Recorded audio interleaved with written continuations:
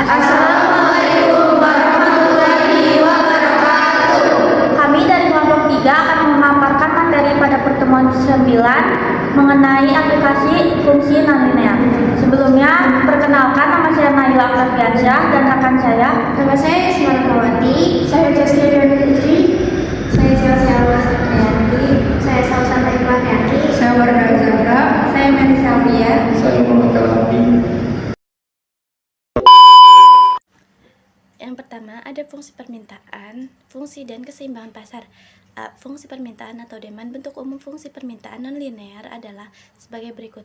P sama dengan min A Q kuadrat ditambah B Q ditambah C. Perhatikan bahwa nilai koefisien dari Q2 yaitu A dari fungsi permintaan adalah negatif, di mana P sama dengan harga, Q sama dengan jumlah barang. A harus bernilai negatif agar kurva berbentuk parabola terbuka ke bawah sesuai hukum permintaan. Contohnya, jika diketahui fungsi permintaan adalah P sama dengan min Q kuadrat ditambah 25, gambarkan fungsi permintaan tersebut dalam satu diagram. Penyelesaiannya yaitu ada titik puncak. Q sama dengan min B per 2A sama dengan 0 per 2 min 1 sama dengan 0. Substitusikan nilai Q sama dengan 0 ke P. P sama dengan 25 dikurang 0 sama dengan 25. Jadi titik puncaknya 0,25.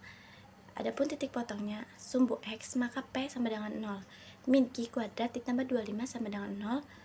25 sama dengan Q kuadrat plus min 5 sama dengan Q. Q1 sama dengan 5 dan Q2 sama dengan min 5. Jadi kurva akan berpotongan dengan sumbu X pada 5,0 dan min 5. Sumbu P, maka Q sama dengan 0. P sama dengan min Q kuadrat ditambah 25 sama dengan 0 dikurang 25 sama dengan 25. Jadi kurva akan berpotongan dengan sumbu P pada 0,25. Adapun fungsi penawaran supply, yaitu bentuk umum dari fungsi penawaran adalah sebagai berikut. P sama dengan A Q kuadrat ditambah B Q ditambah C. Perhatikan bahwa nilai koefisien dari Q2 yaitu A dari fungsi penawaran adalah positif. Hal ini berbanding terbalik dengan fungsi permintaan, di mana P sama dengan harga dan Q sama dengan jumlah barang. Koefisien A bernilai positif sehingga grafik berbentuk parabola terbuka ke atas, berlawanan dengan permintaan.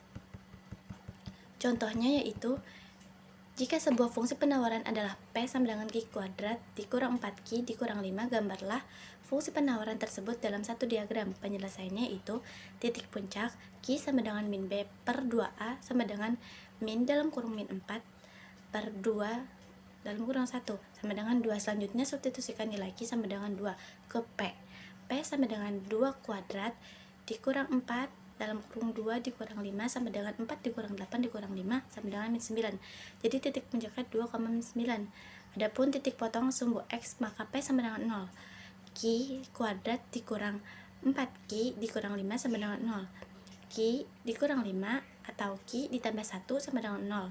Jadi Q1 yaitu 5 dan Q2 yaitu min 5. Jadi titik potong kurva terhadap sumbu sumbu Q adalah pada 5,0 dan min 1,0. Sumbu P, maka Q sama dengan 0. P sama dengan Q kuadrat min 4Q dikurang 5 sama dengan 0 kuadrat dikurang 4 dalam kurung 0 dikurang 5 sama dengan min 5. Jadi titik potong kurva terhadap sumbu P adalah 0,5. Adapun keseimbangan pasar, yaitu keseimbangan pasar terjadi saat jumlah permintaan atau jumlah penawaran. Fungsi linear yaitu kurva lurus, sederhana tapi kurang realistis. Adapun fungsi non-linear lebih mendekati kondisi nyata, bisa berbentuk parabola, elips, hiperbola, dan lain-lain. Analisis keseimbangan tetap dengan menyamakan fungsi permintaan dan penawaran, lalu cari harga jumlah keseimbangan. QD sama dengan jumlah permintaan, QE sama dengan jumlah penawaran, E sama dengan titik keseimbangan, PE sama dengan harga keseimbangan, dan QE sama dengan jumlah keseimbangan. QD sama dengan QS. Contohnya yaitu fungsi permintaan suatu produk ditunjukkan oleh persamaan QD sama dengan 19 dikurang P kuadrat. Sedangkan fungsi penawarannya QS sama dengan min 8 ditambah 2P kuadrat. Berapa harga keseimbangan dan jumlah keseimbangan yang data di pasar. Penyelesaiannya yaitu diketahui Qd sama dengan 19 dikurang P kuadrat dan Qs sama dengan min 8 ditambah 2P kuadrat. Harga keseimbangan syarat keseimbangan yaitu Qd sama dengan Qs. 19 dikurang P kuadrat sama dengan min 8 ditambah 2P kuadrat, yaitu 19 ditambah 8 sama dengan 2P kuadrat ditambah P kuadrat, yakni 3P kuadrat sama dengan 27, P kuadrat sama dengan 9, PE sama dengan akar 9, lalu disederhanakan menjadi 3. Jumlah keseimbangan Qs sama dengan min 8 ditambah 2P kuadrat, Qe sama dengan min 8 ditambah 2P kuadrat E, Qe sama dengan min 8 ditambah 2 dalam kurung 3 kuadrat, Qe sama dengan min 8 tambah 18, Qe sama dengan 10. Jadi harga dan jumlah keseimbangan pasar adalah E 10,3. Di sini ada fungsi biaya. Apa itu fungsi biaya? Biaya pengorbanan yang dilakukan produsen untuk menghasilkan barang atau jasa. Diukur dalam satuan uang, berkaitan dengan prinsip ekonomi, pengambilan keputusan efisien. Biaya terdiri dari FC, VC, TC, AC, AFC, AVC, MC. Biaya terjadi baik saat ini maupun yang akan datang. Konsep dasar biaya FC yaitu tidak berubah meski jumlah output berubah. VC tergantung jumlah output, dan TC biaya total produksi, AFC biaya tetap per unit, AVC biaya variabel per unit, AC total biaya per unit, MC sama dengan MC sama dengan delta TC atau delta Q, tambahan biaya pertambahan 1 unit output. Yang pertama ada prinsip diminishing return, atau saat produksi meningkat, AFC turun lalu naik. MC akan memotong AFC dan AC di titik terendahnya. Titik ini disebut sebagai titik efisien produksi. Visualnya yaitu grafik AC, AFC, dan MC saling memotong. Yang kedua ada fungsi biaya non-linear atau fungsi kuadrat, misal TC sama dengan AQ kuadrat dikurang BQ sama dengan C, FC sama dengan AQ kuadrat dikurang BQ, FC sama dengan C, dan AC sama dengan AQ dikurang B ditambah C per Q. Adapun fungsi kubik yaitu misal TC sama dengan AQ pangkat 3 dikurang BQ kuadrat ditambah CQ ditambah D. FC sama dengan AQ pangkat 3 dikurang BQ kuadrat ditambah CQ. FC-nya sama dengan D, dan AC sama dengan AQ kuadrat dikurang BQ ditambah C ditambah D per Q. Visual kurva biaya dengan bentuk U atau bergelombang. Yang ketiga ada fungsi permintaan, yaitu fungsi permintaan atau penerimaan. Penerimaan total atau TR adalah hasil dari jumlah barang dikali harga per unit. Digunakan untuk mengetahui pendapatan produsen. Dan dalam pasar monopoli, fungsi TR berbentuk parabola terbuka ke bawah. Unsur dalam fungsi penerimaan: total revenue atau TR, average revenue atau AR, marginal revenue atau MR. Yang A ada penerimaan total atau TR, rumusnya sama dengan TR sama dengan P dikali Q, P sama dengan harga barang per unit, dan Q sama dengan jumlah barang yang dijual. TR sama dengan penerimaan total jika P adalah fungsi dari Q, yakni TR sama dengan FQ dikali Q sama dengan fungsi TR bisa berbentuk kuadrat.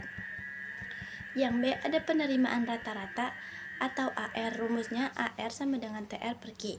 AR menunjukkan penerimaan per unit barang. Adapun dalam monopoli, AR juga mewakili fungsi permintaan. C. Penerimaan marginal atau MR, rumusnya MR delta TR per delta Q. MR yaitu tambahan penerimaan dari penjual 1 unit tambahan barang.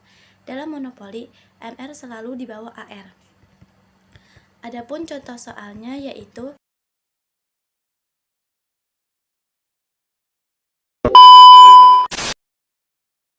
Jadi di sini saya akan menjelaskan tentang materi keuntungan, kerugian, dan pulang pokok atau break-even point. Keuntungan terjadi apabila penerimaan total lebih besar dari biaya total.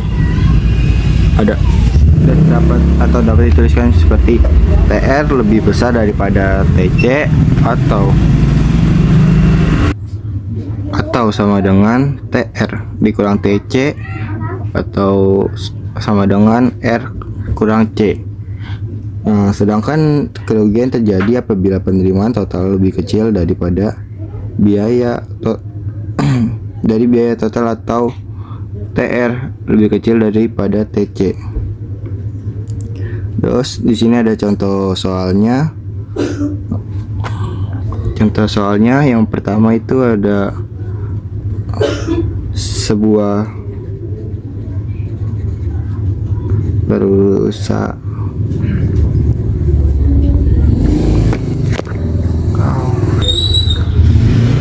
perusahaan underdeal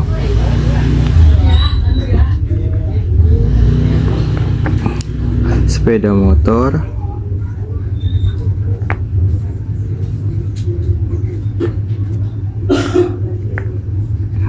memperoleh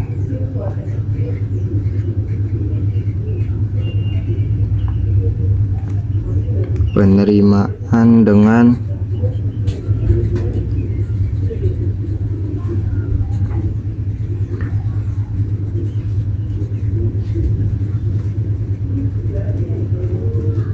kesamaan R sama dengan 0,1 Q pangkat 2 ditambah 20 Q, sedangkan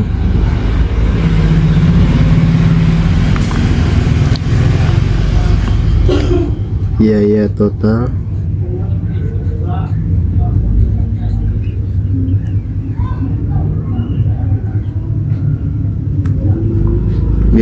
yang dikeluarkan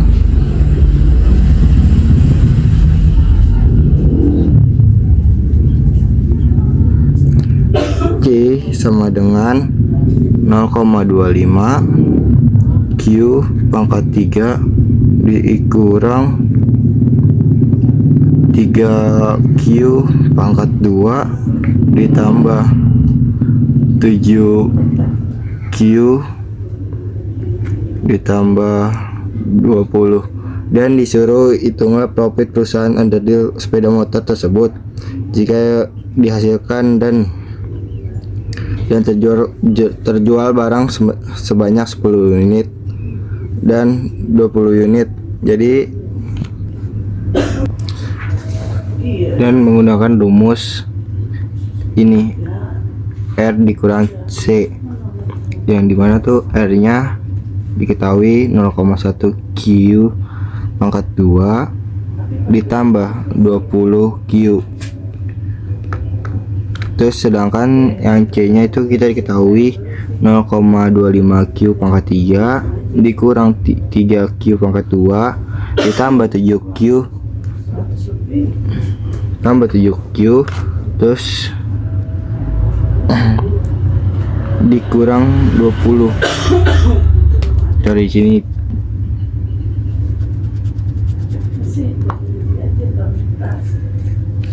Kurang 20. Habis itu kita tinggal menguranginya sesuai dengan nama yang ada di pangkatnya. Ini 0,25 Q pangkat 3 itu tidak ada yang bisa dikurang di sini ya, maka kita masukin ke depan.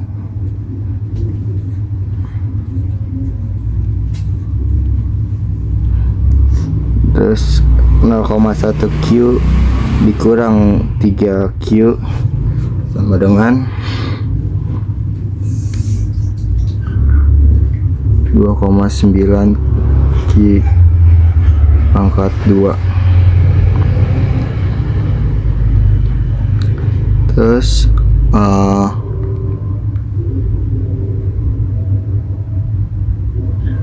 20 Q dikurang 7 Q itu 13 Q, dan kita tinggal masukkan 20 nya juga dimasukkan di. Habis itu kita mencari Q nya berapa, yang Q 10 unitnya.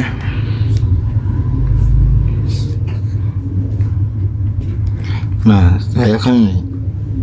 kita akan mencari key-nya jika key-nya itu terjual 10 unit. Nah, ini rumusnya. Jadi kita tinggal masukin yang di sebelumnya, masukin ke sini. Terus key-nya kita ganti 10 karena kita ingin mencari yang terjual itu 10 unit. Nah, setelah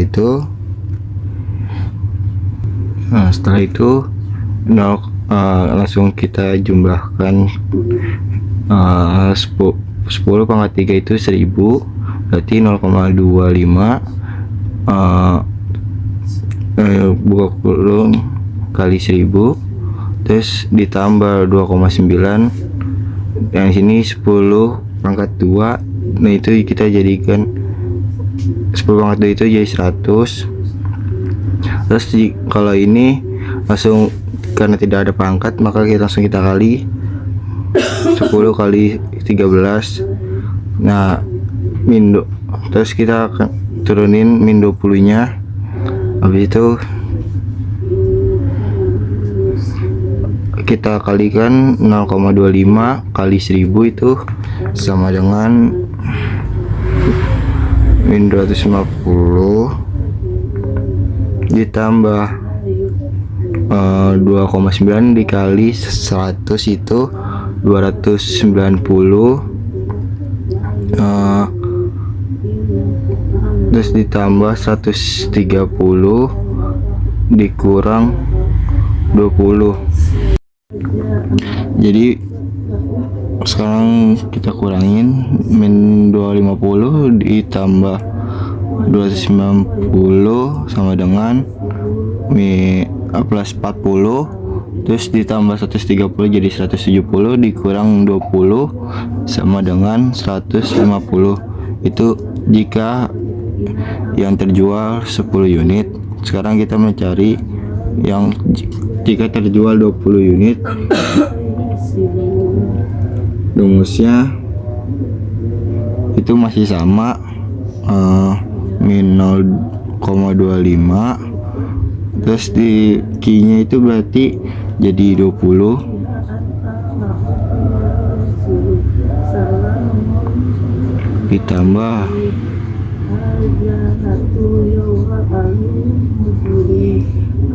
0,25.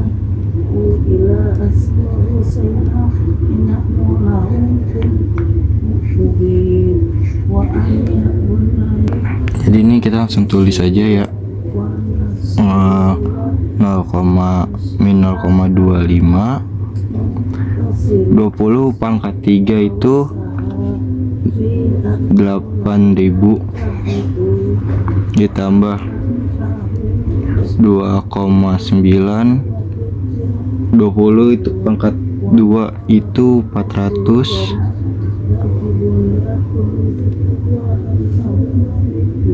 terus 13 dikali 20, 13 kali 20 itu 260 dikurang sama 20. Nah, gitu kita langsung kita kalikan 0,25 dikali 8.000 itu hasilnya min 2.000 ditambah 2,9 dikali sama 400 itu 1160 ditambah 260 dikurang 20. Terus habis itu langsung kita jumlah min 2000 ditambah 1160 ditambah 260 dikurang 20.000 20 itu sama dengan min 600.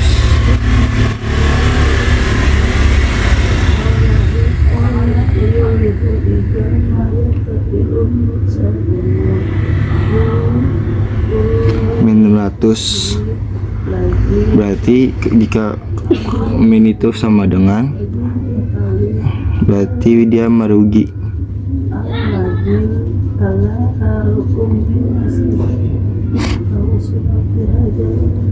Selanjutnya saya menjelaskan fungsi utilitas. Fungsi utilitas menjelaskan besarnya utilitas atau kepuasan kegunaan konsumen saat mengonsumsi suatu barang atau jasa. Semakin banyak jumlah suatu barang yang dikonsumsi, maka besar utilitas yang diperoleh juga akan naik, kemudian mencapai puncaknya atau titik jenuh pada jumlah konsumsi tertentu. Apabila makan terus ditambah, maka titik kepuasan tidak akan berkurang. Terus utilitas itu terbagi menjadi dua. Yang pertama itu ada utilitas kardinal.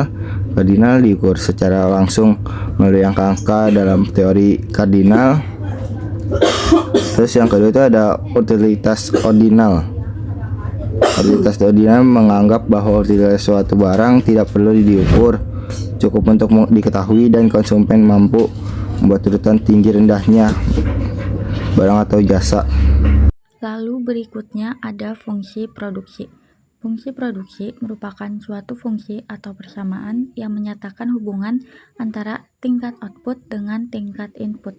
Ketika input produk terdiri dari kapital, labor, resource, dan teknologi, maka persamaan produksi ditulis sebagai berikut. Di sini ada contoh soal yang akan diselesaikan dengan cara berikut. Kita tulis diketahui Q sama dengan 8L ditambah 30, L sama dengan 10, maka substitusi L sama dengan 30 ke persamaan. Jadi Q dengan 8L plus 30 Q 8, L nya itu tadi kita ketahui itu L nya itu 10 kali 10 ditambah 30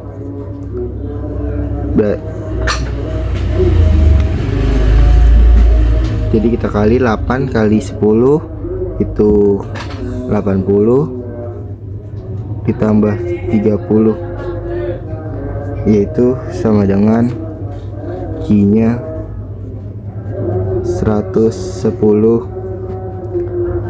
Jadi produksi total Q pada penggunaan input L sebanyak 10 unit adalah 110 unit. Terus kita sekarang mencari APL nya, yaitu rumusnya AP L sama dengan Q bagi per L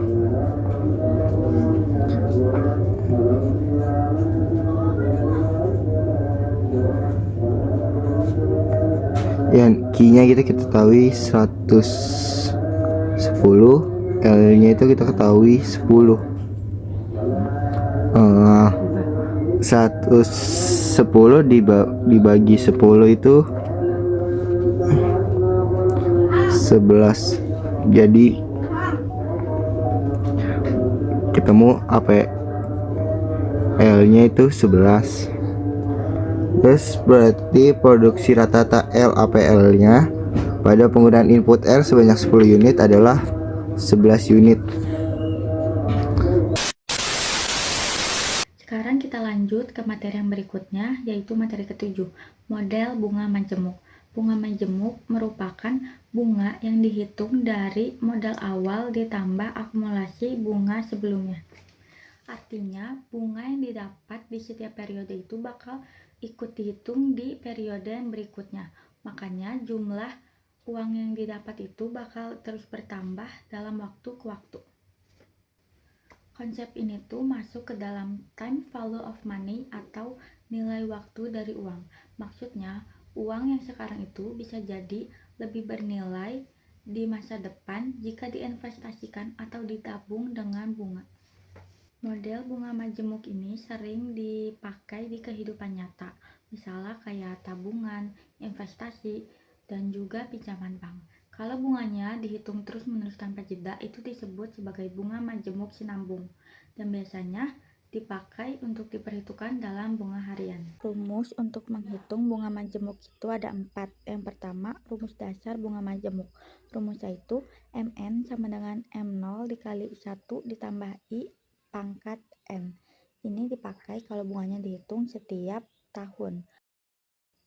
Lalu yang kedua, ada rumus total bunga atau bunga kumulatif. Rumusnya itu IN sama dengan MN dikurang M0 sama dengan M0 dikali 1 ditambah I pangkat N dikurang 1. Ini tuh buat cari berapa total bunganya aja, bukan jumlah akhirnya. Lalu yang ketiga ada rumus kalau bunga dihitung beberapa kali setahun. Itu rumusnya MN sama dengan M0 dikali 1 ditambah I per M pangkat MN. Ini dipakai untuk menghitung bunga yang lebih dari setahun. Misalnya itu per bulan, per 3 bulan, atau per 6 bulan. Terakhir itu ada rumus bunga majemuk sinambung atau continuous. Rumusnya itu MN sama dengan M0 dikali E pangkat IN. Ini itu untuk bunga yang dihitung secara terus-menerus tanpa henti. Biasanya digunakan untuk perhitungan yang sangat detail. Sekarang kita lanjut ke contoh soal. Seorang ibu rumah tangga meminjam uang sebesar 1 juta dan memiliki bunga majemuk sebesar 6% per bulan yang wajib dibayarkan setiap bulannya. Berapakah modal pinjaman akhir dari modal pinjaman tersebut selama 2 tahun? Di sini sudah diketahui kalau MO atau modal awalnya itu 1 juta. Lalu M-nya itu 12. Kenapa 12? Karena di sini tertulis dibayarkan setiap bulannya. Jadi dibayar setiap sebulan sekali dan dalam 1 tahun itu ada 12 bulan. Maka M-nya 12. Lalu N-nya 2 tahun itu karena di sini tertulis selama 2 tahun. I-nya itu 6%. Diubah ke desimal jadi 0,06. Setelah itu rumusnya ini pakai yang MN sama dengan MO dikali 1 ditambah I per M pangkat MN. Terus angkanya tinggal dipindahin aja atau dimasukin ke dalam rumus.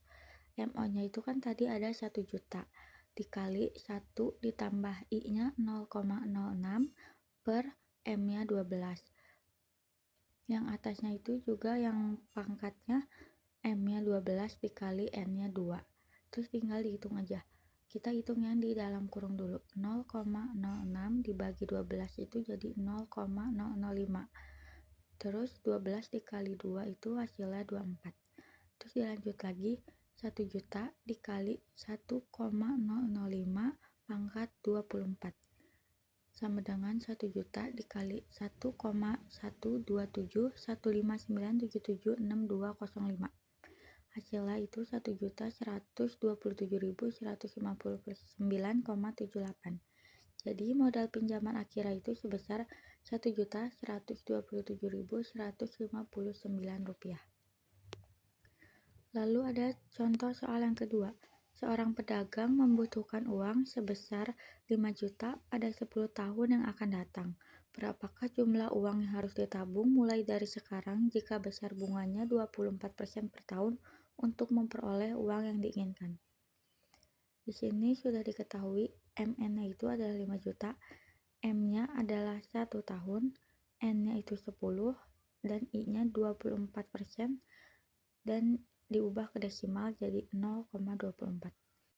Sekarang tinggal ditulis rumusnya itu MN sama dengan MO dibagi 1 ditambah I per M pangkat MN. MN itu kan tadi udah diketahui ada 5 juta. Berarti 5 juta sama dengan MO-nya belum ada, jadi tulis saja MO dikali 1 ditambah I-nya 0,24 dibagi M-nya 1 pangkat MN 1 dikali 10. Diturunin lagi 5 juta sama dengan MO dikali 1,24 pangkat 10. Lalu 5 juta sama dengan 8,59425 dikali MO. Itu kita pindahin MO-nya. MO sama dengan 5 juta dibagi 8,594425. Hasilnya itu 581.778,49. Jadi, uang yang harus ditabung mulai dari sekarang itu adalah 581.772,49 rupiah. Lanjut lagi ke materi yang berikutnya, materi 8, yaitu tentang model penduduk. Model ini digunakan untuk memperkirakan jumlah penduduk di masa yang akan datang berdasarkan data sebelumnya. Biasanya, jumlah penduduk itu akan terus bertambah di setiap tahunnya. Model pertumbuhan ini bentuknya fungsi eksponensial, yang berarti nilainya makin lama itu bakal makin besar karena terus tumbuh dari tahun ke tahun. Kalau dalam grafik itu bentuknya garis melengkung naik ke atas. Rumus untuk menghitung model pertumbuhan itu, yang pertama ada rumus untuk menghitung pertumbuhan diskrit tahunan. Rumusnya itu PT sama dengan P0 dikali 1 ditambah R pangkat T. Lalu yang kedua itu ada rumus untuk menghitung pertumbuhan kontinu. Rumusnya itu adalah PT sama dengan P0 dikali E pangkat R kali T. Lalu yang ketiga itu ada bentuk lain dari rumus pertama, yaitu PT sama dengan P0 dikali R pangkat T. R-nya itu sama dengan 1 ditambah R. PT itu merupakan jumlah penduduk setelah T tahun. Kalau P0 itu jumlah penduduk awal yang diketahui. R itu merupakan laju pertumbuhan penduduk setiap tahunnya. Misal laju pertumbuhannya itu 3%, ditulisnya itu 0,03. Kalau T itu waktu dalam tahun atau selisih antara tahun akhir dan tahun awal. Kalau E itu merupakan bilangan eksponensial, nilainya sekitar 2718. Kita masuk ke contoh soal. Pada tahun 2010 diadakan sensus penduduk di suatu daerah dengan jumlah penduduk 549.632 jiwa, dan pada tahun 2015 jumlah penduduknya menjadi 784.331 jiwa.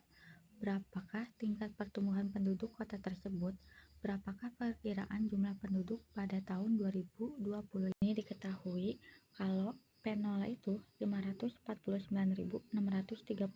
Ini diambil dari jumlah penduduk awal pada tahun 2010. Lalu PT-nya 784.331. Ini diambil dari jumlah penduduk tahun 2015. Lalu T-nya itu 5 karena dari 2010 ke 2015 selisihnya itu 5 tahun. Di sini ditanya berapa laju pertumbuhan penduduknya per tahun, maka kita cari R kecilnya. Rumus yang dipakai itu PT sama dengan P0 dikali 1 ditambah R pangkat T. Kita masukin angkanya.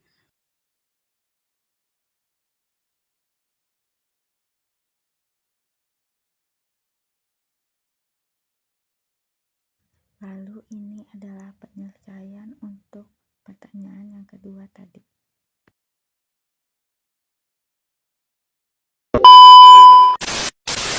Baik, selanjutnya kita masuk ke materi 9, yaitu fungsi convergence.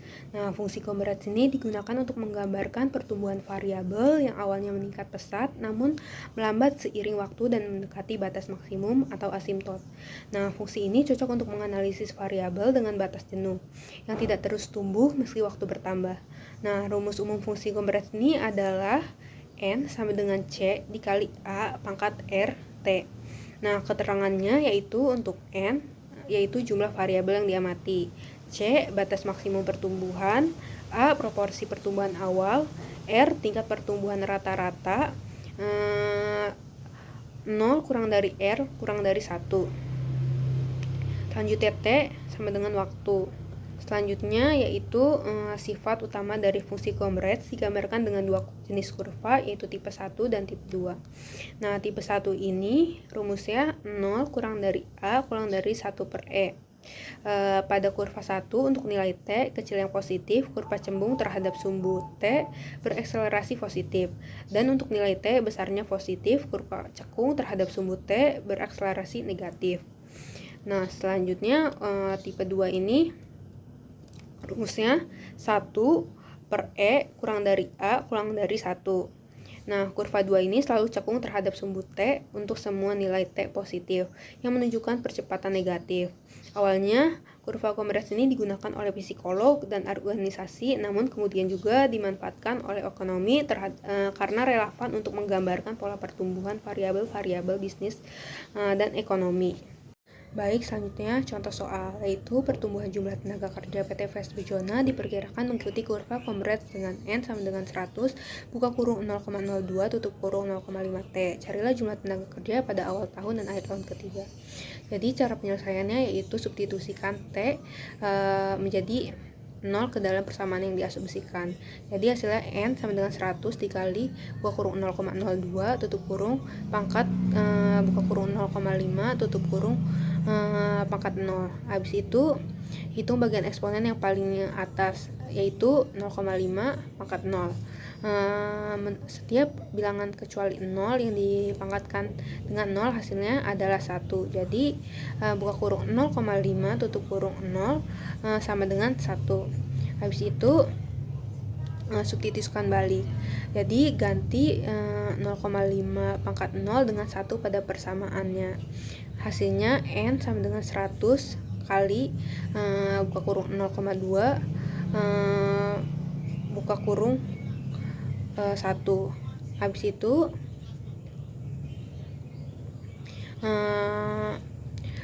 hasilnya 0,02 pangkat T sama dengan 0,02 sehingga N sama dengan 100 dikali 0,02 yaitu N sama dengan 2. Jadi hasilnya jumlah tenaga kerja awal tahun pada PT Fast Bejona adalah. Nah, selanjutnya kita masuk ke materi terakhir yaitu fungsi pengajaran. Nah, fungsi pengajaran ini digunakan oleh para psikolog untuk menggambarkan taraf pertumbuhan pendidikan manusia yang meningkat cepat pada awal dan semakin lambat mendekati batas asimtot. Nah, rumus umumnya yaitu Y sama dengan C min AE pangkat min KX. Nah, keterangannya yaitu CAK sama dengan konstanta positif. Terus Y sama dengan keaktifan belajar, X sama dengan variabel pendorong, dan E bilangan Euler. Nah, kegunaannya selain untuk menggambarkan pertumbuhan pendidikan, fungsi ini juga dapat digunakan untuk menjelaskan fungsi biaya dan fungsi produksi. Selanjutnya kita masuk ke contoh soal terakhir, yaitu diketahui Y sama dengan 200 buka kurung 1 min E pangkat min 0,1X tutup kurung. Jadi hitunglah jumlah produk selama 10 hari kerja. Nah, jadi Y sama dengan adalah jumlah produk yang dihasilkan. Nah, X ini adalah waktu atau dalam hal ini atau hal kerja. 200 ini adalah nilai maksimum atau batas produk yang dapat dihasilkan atau kapasitas produksi. Dan E ini adalah bilangan Euler, konstanta matematika. Nah, pertanyaannya kan hitung jumlah produksi selama 10 hari kerja. Berarti X sama dengan 10. Jadi, kita substitusikan ganti X dalam fungsi dengan 10.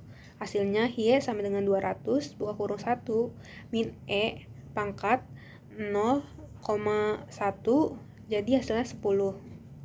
Habis itu kita sederhanain pangkat, kalikan angka di bagian pangkat. Jadi 1 min 0,1 kali 10 sama dengan min 1. Hasilnya Y sama dengan 200 buka kurung 1 min E pangkat 1. Habis itu kita hitung nilai E min 1. Jadi hasilnya Y sama dengan 200 buka kurung 1 min 0,368. Jadi habis itu kita kurangi angka di dalam kurung. Jadi 1 min 0,368 sama dengan 0,6 32. Hasilnya Y sama dengan 200 buka kurung 0,632. Habis itu hitung jumlah produk akhir. Kalikan angka 200 kali 0,3632 sama dengan 26,4. Jadi Y hasilnya 126,4. Baik, sekian materi yang dapat kami sampaikan. Kurang lebihnya mohon maaf. Terima kasih. Wassalamualaikum warahmatullahi wabarakatuh.